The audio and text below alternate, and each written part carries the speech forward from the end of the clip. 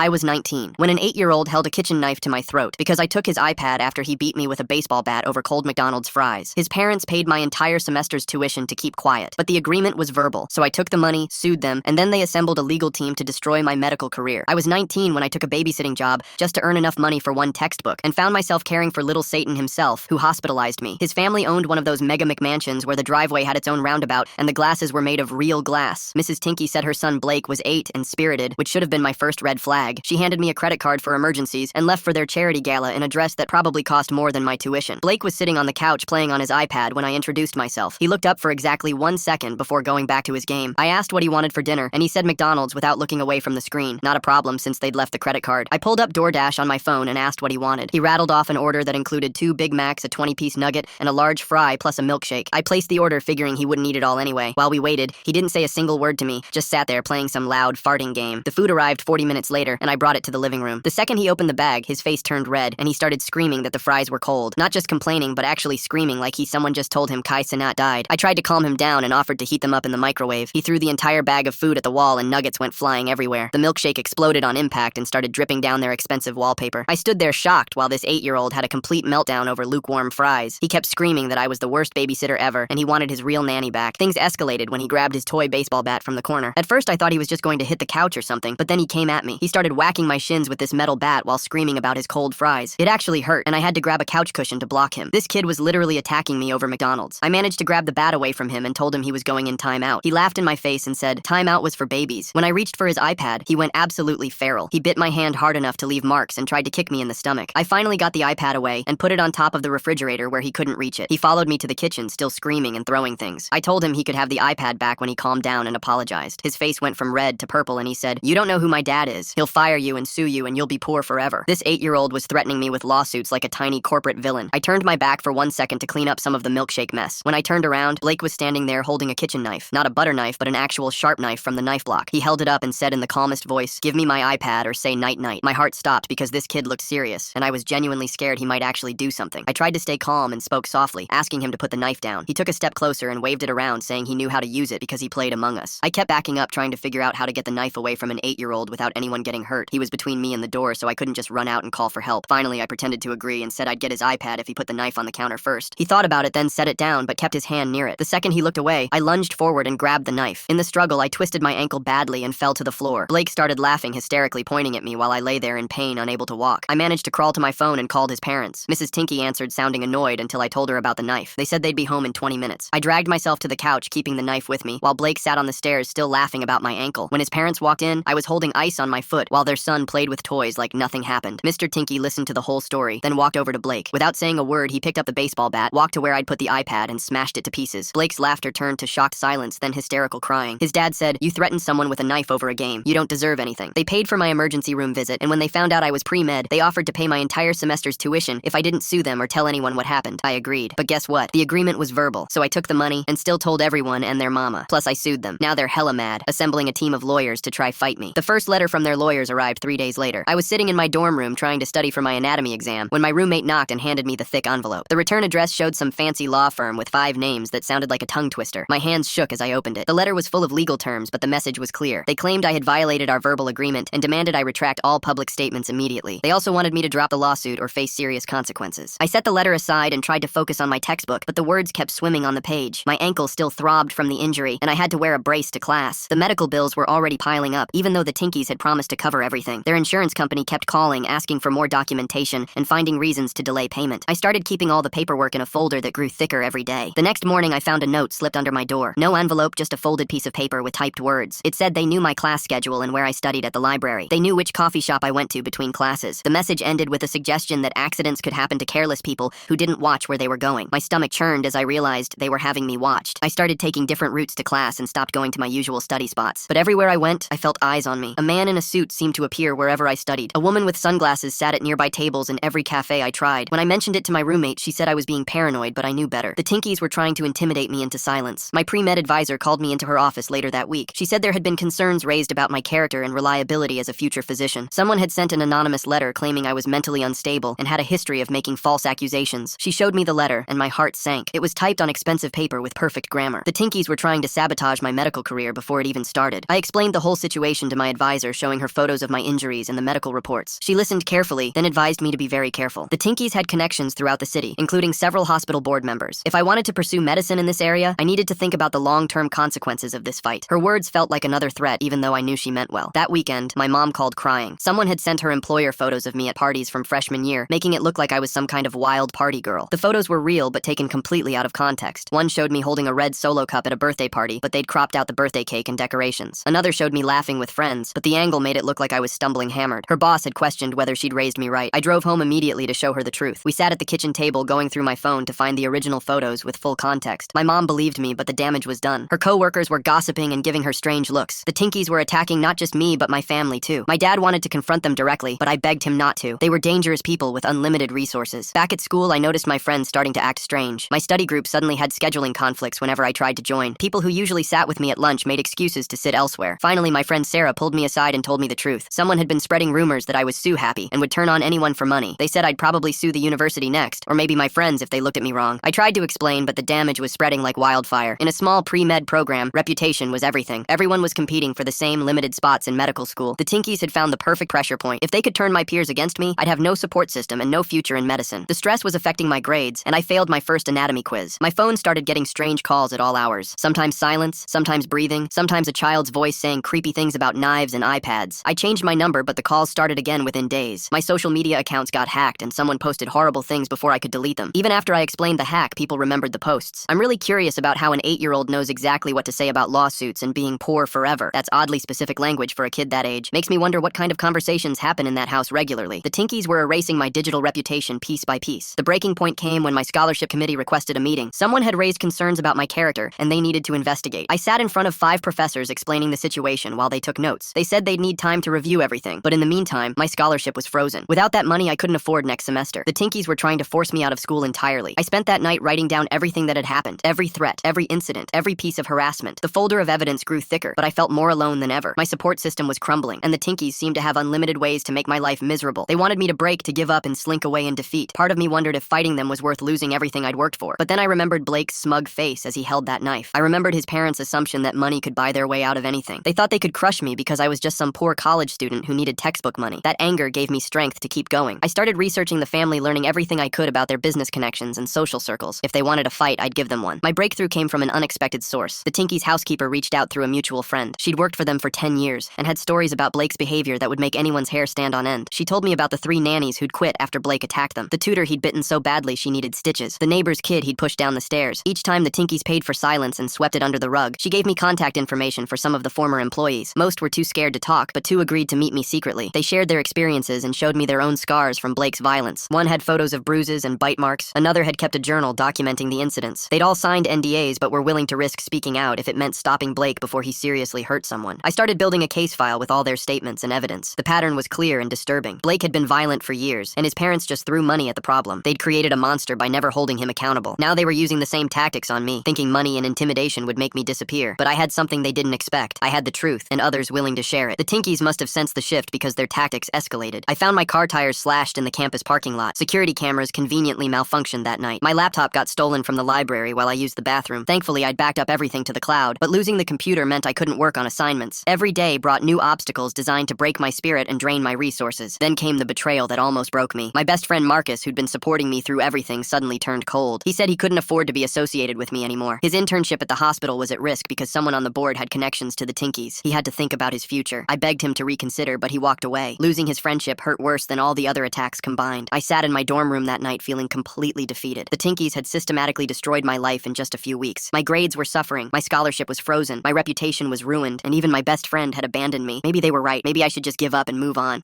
Sign whatever they wanted and try to salvage what was left of my future. But as I sat there wallowing in self-pity, my phone buzzed with a text from an unknown number. It was a photo of Blake at his expensive private school playground. He was holding another kid in a headlock while teachers rushed to intervene. The message said this had happened yesterday, and the parents were furious. Blake's violence was escalating, and the school was considering expulsion. The Tinkies' perfect facade was starting to crack. I realized then that I wasn't just fighting for myself anymore. Blake would keep hurting people until someone stopped enabling him. His parents would keep buying their way out of consequences. If I gave up now, nothing would change. The next babysitter or tutor or classmate would suffer the same fate. I had a responsibility to see this through, not just for justice, but to protect others from this family's toxic behavior. The photo gave me an idea. I started documenting everything more carefully, taking screenshots of every threatening message and photographing every incident. My hands trembled as I organized the evidence into categories. The Tinkies had made one crucial mistake in their campaign against me. They'd gotten sloppy with their intimidation tactics. I reached out to the parent who'd sent the playground photo. She agreed to meet me at a coffee shop near campus. When I arrived, she was already there with 2 other mothers from Blake's school. They all looked exhausted and frustrated. One mother showed me medical records from when Blake had bitten her daughter. Another had security footage of Blake throwing rocks at cars in the school parking lot. They'd all complained to the school, but nothing ever changed. The Tinkies always smoothed things over with donations and promises. The mothers formed a small support network, sharing their experiences and evidence. They gave me copies of everything they had. One mother, Vicky, worked at the local newspaper and offered to help me understand how the Tinkies operated. She explained their business connections and showed me public records of their various legal settlements. The pattern was always the same: pay for silence, intimidate anyone who refused, and use their influence to destroy opposition. Armed with this new information, I felt less alone. But the Tinkies weren't done with me yet. My landlord called to inform me that someone had complained about noise violations and property damage. He'd received an anonymous letter with photos of a trashed apartment that wasn't even mine. The photos were clearly staged, but professional looking. He gave me 30 days to find a new place or face eviction proceedings. Finding a new apartment while dealing with everything else felt impossible. Every place I applied to somehow received negative references about me. Property managers would be friendly during tours, then suddenly turn cold after running background checks. I spent hours on the phone trying to understand what was happening. Finally, one sympathetic manager admitted someone had been calling to warn them about me being a troublesome tenant. My parents offered to let me move back home, but that would mean leaving school. The Tinkies were systematically cutting off every option I had. They wanted me isolated and desperate enough to give up. I slept on friends' couches while searching for housing, but even that became complicated when those friends started receiving anonymous threats about harboring a problematic person. The situation at school deteriorated further. My lab partner dropped our shared project, claiming scheduling conflicts. Group assignments became nightmares as classmates avoided working with me. Professors who'd previously been supportive grew distant. Someone had poisoned the entire academic environment against me. I watched my dreams of medical school slipping away with each passing day. During a particularly bad week, I discovered my student loan paperwork had been mysteriously delayed. The financial aid office claimed there were discrepancies in my application that needed investigation. Without those funds, I couldn't pay for books, supplies, or basic necessities. I sold my few valuable possessions just to buy food and keep my phone active. The Tinkies were squeezing me from every angle. My health started suffering from the constant stress. I developed migraines that made studying impossible. My appetite disappeared and I lost weight I couldn't afford to lose. The campus health center prescribed anxiety medication, but I couldn't afford to fill the prescription. I lay awake at night wondering how much more I could take before breaking completely. Then Vicky called with interesting news. Blake had been suspended from school after injuring another student. The incident was serious enough that even the Tinkies' influence couldn't make it disappear immediately. Several parents were demanding action and threatening to pull their children from the school. The administration was caught between angry parents and the Tinkies' generous donations. For the first time, their money wasn't solving the problem fast enough. I decided to use this opportunity. I contacted the injured child's parents and shared my story. They were horrified but not surprised. They'd heard whispers about Blake's history but never knew the full extent. We compared notes and realized the pattern went back years. Each incident was worse than the last, and the Tinkies' cover-ups were becoming more elaborate and desperate. The network of affected families grew larger. We created a private group to share information and support each other. Parents who'd been too scared to speak up alone found strength in numbers. We documented everything meticulously, building an undeniable record of Blake's escalating violence and his parents' enabling behavior. The Tinkies had created more enemies than they realized. My scholarship committee finally made their decision. They called me in for another meeting where they expressed deep concerns about the controversy surrounding me. What makes someone keep such detailed records of a child hurting others for so many years? The housekeeper must have seen so much working there, and those bite marks and bruises from other kids tell such a troubling story about patterns nobody stopped. While they couldn't prove the allegations false, they couldn't ignore them either. They offered a compromise that felt like defeat. I could keep partial funding if I agreed to take a reduced course load and submit to monthly character evaluations. It was humiliating, but better than losing everything. The Tinkies responded to the growing parent network by increasing their pressure on me. I received a formal cease and desist letter demanding I stop communicating with other families about Blake. They accused me of harassment and defamation, threatening legal action if I didn't comply immediately. The letter was meant to scare me into silence, but it only strengthened my resolve. My car broke down during this chaos, and I discovered sugar in the gas tank. The repair would cost more than the car was worth. Without transportation, getting to class became a daily struggle. I walked miles in bad weather, arrived late to exams, and missed important study sessions. Every obstacle felt deliberately placed to push me toward giving up. Sarah surprised me one afternoon by approaching me in the library. She looked guilty and nervous as she sat down. She admitted that someone had threatened to sabotage her medical school applications if she remained friends with me. She'd been scared and made a cowardly choice, but watching me fight alone had eaten at her conscience. She wanted to help if I'd let her. Having Sarah back gave me hope. She helped me study for exams I'd been struggling with alone. She shared her notes from classes I'd missed and tutored me in subjects where I'd fallen behind. More importantly, she started telling others the truth about what was happening. Slowly, some classmates began questioning the rumors they'd heard about me. The Tinkies made another mistake when they tried to bribe one of the parents in our support group. They offered Benji's mother $50,000 to drop her complaints and distance herself from our group. Instead of taking the money, she recorded the conversation. The recording revealed how desperately the Tinkies wanted to maintain their facade of perfection. They were willing to pay almost anything to keep Blake's violence hidden. We decided to use their desperation against them. Instead of going public immediately, we let them know we had the recording. We didn't make explicit threats, but simply informed them that multiple families now had copies of evidence showing their bribery attempts. The power dynamic shifted slightly. They couldn't intimidate all of us simultaneously without exposing themselves further. My living situation situation finally stabilized when an older couple from my mother's church offered me their basement apartment. They'd heard about my struggles and wanted to help. The Tinkies couldn't intimidate them as easily as they had younger landlords. Having stable housing let me focus on salvaging my academic career. I threw myself into studying, determined to prove the rumors wrong through excellence. The insurance company finally started paying some medical bills after I threatened to expose their stalling tactics. It wasn't everything they owed, but it was enough to reduce the immediate financial pressure. I learned to navigate their bureaucracy, documenting every interaction and following up relentlessly. The Tinkies had taught me to protect myself with paperwork. Blake's behavior at his new school quickly became problematic. Within weeks, he'd hurt 2 students and destroyed property. The Tinkies tried their usual tactics, but found less receptive administrators. This school had stricter policies and less tolerance for violence. They suggested Blake needed professional help, which the Tinkies took as a personal insult. Our parent network grew stronger as more families came forward. Some had stories from Blake's earlier schools, revealing a pattern of violence dating back to kindergarten. We created a timeline showing how each incident was worse than the last. The evidence was overwhelming, but we needed to figure out how to use it effectively without facing legal retaliation. I discovered the Tinkies had hired a private investigator to dig into my past. He'd been interviewing people from my hometown, looking for any dirt to use against me. Former classmates called to warn me about the strange questions. The investigator was particularly interested in my family's finances and any past conflicts. They were desperate to find something to discredit me. My grades slowly improved as I adapted to the pressure. I learned to study in hidden corners of campus where the Tinkies watchers couldn't find me. I varied my schedule randomly to avoid patterns they could track. What had started as paranoia became practical survival skills. Every day was a strategic game of staying one step ahead. The turning point came when Blake seriously injured a teacher. He'd thrown a heavy object during a tantrum, causing a concussion that required hospitalization. The teacher filed a police report despite the Tinkies' attempts to buy her silence. For the first time, there was an official record they couldn't make disappear. The other parents in our network saw an opportunity. We coordinated our response carefully. Each family filed formal complaints with the school board on the same day. We didn't share our evidence publicly, but made it clear we had extensive documentation. The school board faced a crisis as they realized the scope of the problem they'd been ignoring. The Tinkies' donations suddenly seemed less important than potential lawsuits. My former friend Marcus reached out with an apology. He'd gotten his internship, but felt guilty about abandoning me. He offered to share information about which hospital board members were connected to the Tinkies. While I appreciated the gesture, I kept him at arm's length. Trust, once broken, wasn't easily repaired, but his information proved useful in understanding the network protecting the Tinkies. The stress was affecting the Tinky family too. Vicky's newspaper connections told her about marital problems developing between Mr. and Mrs. Tinky. They disagreed about how to handle Blake's escalating issues. Mrs. Tinky wanted to send him to a therapeutic boarding school, while Mr. Tinky insisted they could manage the situation. Their united front was cracking. I focused on finishing the semester strong. Every good grade felt like a small victory against their attempts to destroy my academic career. My professors began noticing my improvement, and some offered extra support. The rumors about me lost power as people saw my dedication and resilience. Actions spoke louder than anonymous whispers. The parent network decided to approach the school district superintendent directly. We requested a meeting to discuss safety concerns across multiple schools. The superintendent couldn't ignore dozens of families with documented evidence. The meeting was scheduled for the following month, giving us time to prepare a comprehensive presentation. My health gradually improved as I learned to manage the stress better. Regular walks helped clear my mind, and the basement apartment became a peaceful refuge. I established routines that gave me some control over my chaotic life. Small victories like cooking healthy meals and getting enough sleep made a difference in my ability to cope. The Tinkies tried one last major intimidation tactic. They had their lawyer send letters to every family in our network, threatening legal action for conspiracy and defamation. The letters were designed to scare people into backing down. Instead, several families pooled resources to consult their own lawyer. We learned our evidence and coordination were legally protected activities. Blake's violence reached a new peak when he attacked a younger child at a public playground. Multiple witnesses recorded the incident on their phones. The videos spread through parent social media groups before the Tinkies could contain them. For the first time, their son's behavior was publicly visible in a way money couldn't hide. I spent my winter break organizing all the evidence I'd collected. The folder had grown into multiple binders filled with documents, photos, and witness statements. I created digital backups stored in multiple locations. The Tinkies had taught me the importance of protecting information. What started as their weapon against me became my shield. My relationship with my parents grew stronger through this ordeal. They saw me fighting for my future against powerful opponents and were proud of my resilience. My dad helped me understand some legal concepts, while my mom provided emotional support during the hardest moments. Their belief in me never wavered even when I doubted myself. The new semester brought fresh challenges, but I felt better prepared. I'd learned to navigate hostility and turn obstacles into opportunities. My study group reformed with students who'd seen through the smear campaign. We worked together to excel in our classes, proving that lies couldn't defeat determination and hard work. The Tinkies' lawyer requested a private meeting with me. I agreed, but brought Sarah as a witness. He offered a substantial sum to drop everything and sign a comprehensive non-disclosure agreement. The amount was more than enough to pay for medical school. For a moment, I felt tempted. It would solve my financial problems and let me move forward with my life. But I thought about all the families in our network. I remembered the teacher in the hospital and the children Blake had hurt. I knew that taking their money meant enabling more violence. No amount was worth allowing Blake to hurt more people. I declined their offer and walked out feeling lighter than I had in months. The superintendent's meeting approached and our network prepared carefully. We organized our evidence chronologically and assigned different families to present various aspects. We practiced our presentation to be clear, factual, and impossible to dismiss. Smart move turning down that cash. Nothing says I've got principles quite like walking away from medical school money to protect future kids from a tiny terror with rich parents backing him. The Tinkies would certainly have represented representatives there, but we were ready. My academic performance continued improving, and I made the dean's list. It felt like a massive vindication after everything I'd endured. My pre-med advisor congratulated me on my resilience and wrote a letter documenting the harassment I'd faced. She couldn't undo the damage, but wanted to help however possible. The Tinkies made a strategic error by trying to infiltrate our parent network. They sent someone pretending to be an affected parent, hoping to gather intelligence. We quickly identified the imposter through inconsistencies in their story. Instead of exposing them immediately, we fed them false information to see how the Tinkies would react. As predicted, the Tinkies' lawyers showed up at locations where we'd claimed to be meeting. They found empty conference rooms and wasted hours waiting for gatherings that never happened. Their spy operation backfired spectacularly, revealing how desperate they'd become. We documented their attempts at infiltration as more evidence of harassment. Blake was expelled from his third school in 6 months. Even the Tinkies' influence had limits when faced with repeated violence and property damage. Private schools talked to each other, and Blake's reputation preceded him. The family was running out of options that didn't involve addressing his behavioral issues directly. I started receiving positive messages from strangers who'd heard about my situation through the parent network. Medical students and doctors shared their own stories of overcoming adversity. Some offered mentorship and guidance for my future career. The Tinkies had tried to destroy my medical dreams, but instead created a support system of healthcare professionals. The evidence binders grew to fill an entire shelf. Every threat, every incident, every witness statement was carefully preserved. I'd become an expert at documentation and organization. These skills would serve me well in medical school, though I'd have preferred learning them differently. Sometimes growth comes from the hardest experiences. My scholarship committee conducted their final review as the semester ended. My improved grades and the supporting documentation from professors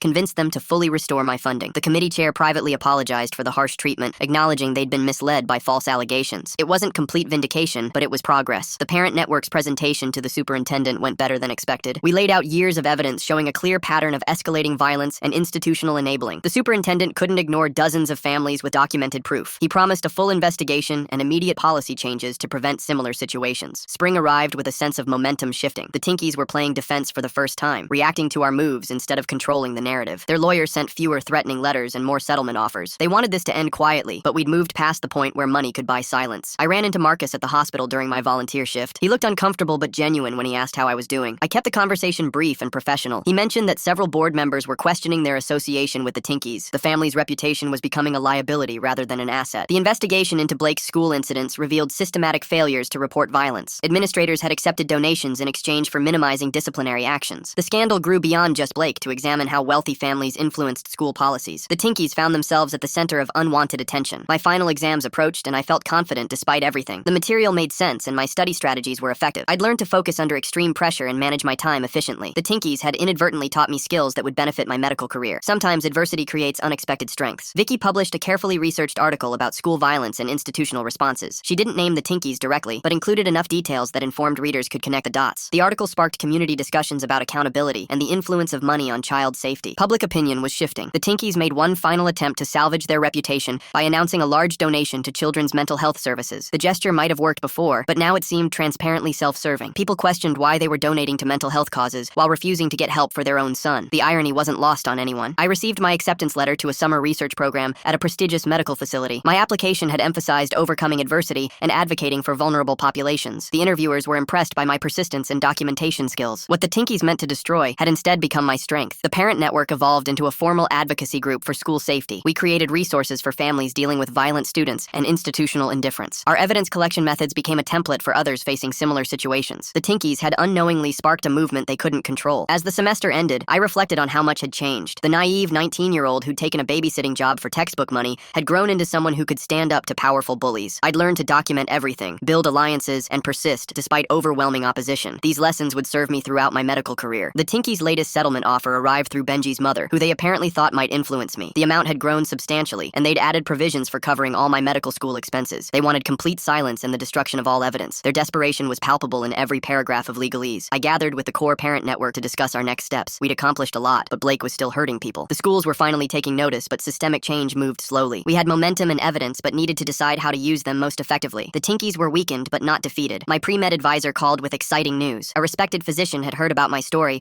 and wanted to offer a mentorship. She'd overcome her own challenges to become a leading surgeon. Her support could open doors the Tinkies had tried to close. Sometimes the universe provides unexpected allies when you need them most. The investigation into the schools expanded to examine financial relationships between administrators and donors. Several principals faced scrutiny for their handling of violent incidents. The Tinkies weren't the only family buying influence, but they were the most egregious example. Their attempts to hide Blake's behavior had exposed a larger problem. I spent the summer break working at a medical clinic and preparing for the MCAT. The routine felt wonderfully normal after months of chaos. My colleagues didn't know about the Tinky situation unless I chose to share. I could focus on learning and helping patients without constantly watching for threats or harassment. harassment. Blake's parents finally enrolled him in a therapeutic program, though they spun it as a voluntary decision rather than admitting they'd run out of options. The other families in our network monitored the situation carefully. We hoped Blake would get help, but remained skeptical given his parents' history of avoiding real consequences. The Tinkies' marriage continued deteriorating according to Vicky's sources. They blamed each other for the situation, while refusing to acknowledge their shared responsibility. Their perfect family image had shattered beyond repair. Money could buy many things, but it couldn't restore their reputation or marriage. As I prepared for another school year, I felt cautiously optimistic. The Tinkies were still wealthy and influential, but no longer invincible. Our network had proven that organized opposition could challenge their power. Most importantly, Blake was finally getting professional help instead of being enabled to hurt others. The superintendent's meeting arrived faster than expected. I wore my only professional outfit and carried 3 binders of evidence. The conference room was packed with parents from our network, school board members, and several administrators looking uncomfortable. The Tinkies sat in the back row with their lawyer, their faces showing barely contained fury. Our presentation unfolded methodically. Each family presented their documented incidents in chronological order. Medical records, photos, witness statements, and video evidence painted an undeniable picture. Blake's pattern of escalating violence stretched back 6 years across 5 different schools. The room grew quieter with each revelation. The Tinkies' lawyer attempted to interrupt several times, claiming the evidence was obtained improperly. The superintendent shut him down, stating this was a safety review, not a legal proceeding. When we played the recording of their bribery attempt, Mrs. Tinkie's face turned white. Mr. Tinkie whispered urgently to their lawyer, who started scribbling notes frantically. After our presentation, the superintendent announced immediate policy changes. All violent incidents would require mandatory reporting to a central database. Donations couldn't influence disciplinary decisions. Schools failing to report would face severe penalties. The Tinkies' influence over the education system was crumbling in real time. The meeting ended with the superintendent requesting all our evidence for a formal investigation. Blake's parents putting him in therapy only after exhausting every other option makes me wonder if they're genuinely concerned about him or just protecting what's left of their image. The timing feels too convenient after years of covering up his violence. As families filed out, the Tinkies remained seated, surrounded by school officials asking pointed questions. Their lawyer looked overwhelmed trying to manage the situation. For once, their money couldn't buy an immediate solution. Outside, our parent network celebrated quietly. We'd accomplished something significant, but everyone knew the Tinkies wouldn't accept defeat easily. Vicky mentioned she'd heard about emergency board meetings at several schools where the Tinkies held influence. They were scrambling to contain the damage. That evening, I received an unexpected visitor. Mrs. Tinkie stood at my basement apartment door, alone and without her usual designer outfit. She looked exhausted and desperate. I hesitated before letting her in, keeping my phone ready to record. She sat on my secondhand couch looking completely out of place. She explained that Mr. Tinkie had moved out after their latest fight about Blake. She admitted they'd failed as parents, always choosing the easy solution of throwing money at problems. She wanted to know what it would take to end this conflict. Her hands shook as she spoke, and I realized she was genuinely scared of what her son might become. I showed her some of the evidence we'd collected over the years. Her face crumpled as she saw photo after photo of injuries Blake had caused. She hadn't known the full extent because they'd always let lawyers handle everything. Seeing the pattern laid out so starkly broke through her denial. She offered me a different kind of deal, not money for silence, but resources to help Blake get real treatment. She wanted to work with our parent network to ensure other families received compensation and support. Most importantly, she promised to stop fighting our efforts to improve school safety. It wasn't complete accountability, but it was progress. I told her I'd discuss it with the other families. As she left, she mentioned that Blake's therapeutic program had diagnosed him with several behavioral disorders that required intensive treatment. He wouldn't return to regular school for at least a year. For the first time, he was facing real consequences and getting actual help. The parent network met to discuss Mrs. Tinkie's offer. Opinions were divided. Some wanted to pursue maximum legal action, while others felt helping Blake get treatment was the priority. We eventually agreed to a cautious cooperation. If the Tinkies followed through on their promises, we'd work with them. If they reverted to old patterns, we'd resume our opposition. My academic life finally stabilized. Without constant harassment, I could focus on studies and MCAT preparation. My grades improved dramatically, and professors noticed the change. Several wrote recommendation letters emphasizing my resilience and advocacy work. The pre-med advisor said my application would stand out for demonstrating real character under pressure. Sarah and I grew closer through the ordeal. She'd proven herself when it mattered, and our friendship deepened. We studied together, supported each other through tough exams, and celebrated small victories. Having someone who understood what I'd endured made the healing process easier. The Tinkies followed through on their promises, surprising everyone. They established a fund for families affected by Blake's violence. They hired experts to train school staff on recognizing and addressing violent behavior. Mrs. Tinkie even joined our advocacy group, using her connections to push for policy changes at private schools. Blake's treatment progressed slowly. Monthly reports showed incremental improvements but also setbacks. The therapeutic program didn't allow family visits initially, forcing his parents to confront their enabling patterns through therapy. Mr. and Mrs. Tinkie attended counseling separately, working on their own issues that had contributed to Blake's problems. My MCAT scores exceeded expectations. The focused studying I developed while avoiding harassment translated into excellent test performance. Medical schools would see a student who'd overcome significant challenges while maintaining academic excellence. My application essays practically wrote themselves with such compelling experiences to draw from. The school district investigation concluded with several administrators facing disciplinary action. 2 principals resigned rather than face termination. The culture of accepting donations in exchange for leniency ended abruptly. Our parent network's efforts had created lasting systemic change that would protect future students. I received acceptance letters from multiple medical schools. The interviews had gone well, with admissions committees impressed by my advocacy work and persistence. I chose a program known for training physicians who served underserved communities. My experiences had had shown me how power imbalances affected people's lives, and I wanted to help level the playing field. The Tinkies sold their mansion and moved to a modest home near Blake's treatment facility. The proceeds went toward victim compensation and funding long-term therapy. Their fall from social prominence was complete, but they seemed relieved to drop the exhausting facade of perfection. Mrs. Tinky sent occasional updates about Blake's progress and their family's healing journey. Marcus reached out one final time before graduation. He'd completed his internship, but felt empty about his choices. He admitted choosing career over friendship had been wrong. I accepted his apology, but our relationship would never recover fully. Some betrayals left permanent marks, even when forgiven. Our parent advocacy group expanded beyond our initial network. We created resources for families dealing with violent children and schools that enabled them. The documentation methods I'd developed became training materials. What started as personal survival tactics now helped others protect themselves and create change. Graduation day arrived with my parents beaming in the audience. They'd watched their daughter transform from a desperate babysitter into a powerful advocate. My mom cried when I walked across the stage, knowing how close I'd come to losing everything. My dad simply nodded with quiet pride. The summer before medical school, I worked at a clinic serving low-income families. Many patients faced their own power imbalances and systemic challenges. I understood their frustration with institutions that seemed designed to exclude them. My experiences gave me empathy and determination to be a different kind of doctor. Blake completed his first year of treatment with significant improvement. He'd learned to manage his anger and take responsibility for his actions. The program's reports showed genuine progress, though everyone understood this was a long journey. His parents continued their own therapy, slowly rebuilding their relationship on healthier foundations. I packed for medical school with a mixture of excitement and reflection. The naive 19-year-old who'd needed textbook money had grown into someone who could face powerful opposition and create meaningful change. The Tinkies had tried to destroy me, but instead forged me into someone stronger. My final conversation with Mrs. Tinky happened at a coffee shop near campus. She thanked me for refusing to back down. Without our opposition, Blake would have continued hurting people until something tragic happened. Their family's painful reckoning had possibly saved their son's future. She handed me a letter from Blake, his first attempt at making amends. The letter was simple, written in careful, childish handwriting. He apologized for hurting me and thanked me for making his parents get him help. He was learning to use words instead of violence when frustrated. It wasn't perfect accountability, but it was a start. I kept the letter as a reminder that even the worst situations could improve with proper intervention. Medical school orientation began with discussions about ethics and advocacy. The professors emphasized that physicians must sometimes challenge powerful interests to protect patients. I smiled, knowing I'd already learned those lessons the hard way. My classmates came from various backgrounds, but few had such direct experience confronting systemic injustice. The parent advocacy group continued growing without my direct involvement. They'd established chapters in 3 cities and influenced policy at dozens of schools. Vicky published a follow-up article about the positive changes resulting from our efforts. The Tinkies were mentioned only briefly, focusing instead on systemic improvements that protected all students. I settled into the demanding rhythm of medical school. The study skills I'd developed under pressure served me well. When classmates complained about the workload, I remembered studying while dodging harassment and felt grateful for normal academic challenges. My experiences had given me perspective that made ordinary difficulties manageable. Blake's second year of treatment showed continued progress. He joined group therapy and was learning empathy through structured exercises. His parents visited monthly, rebuilding their relationship with professional guidance. The family that had once used money to avoid consequences now invested in genuine change. As my first year of medical school ended, I received a scholarship from an unexpected source. A foundation supporting students who'd overcome adversity had learned about my story through my application essays. The financial support meant I could focus on studies without working multiple jobs. The Tinkies' attempts to destroy my future had instead opened new doors. I spent the summer volunteering at a clinic specializing in childhood behavioral disorders. The experience gave me new perspective on Blake's journey and the importance of early intervention. Many children there might have followed similar paths without proper treatment. I saw how my future career could prevent other families from experiencing what we'd all endured. The Tinkies' marriage survived their crisis, emerging stronger through honest confrontation of their failures. They became advocates for mental health resources in schools, using their remaining influence for positive change. Their transformation from enablers to advocates showed that even deeply flawed people could grow when forced to face consequences. My second year of medical school began with renewed purpose. I'd chosen pediatrics as my focus, wanting to help children before behavioral issues became entrenched. My personal statement referenced my experiences without dwelling on them, showing how adversity had shaped my commitment to child welfare. Looking forward, I saw a future where my painful experiences created positive change. The documentation skills would help me maintain thorough patient records. The advocacy experience would empower me to fight for patients facing systemic barriers. The resilience I developed would sustain me through medical training's challenges. What the Tinkies had meant for destruction had become the foundation for a meaningful career helping others. Honestly, perfect timing for a career pivot. Nothing quite says future pediatrician like living through your own Lord of the Flies arc and coming out the other side. Iconic, really. See you all in the next video.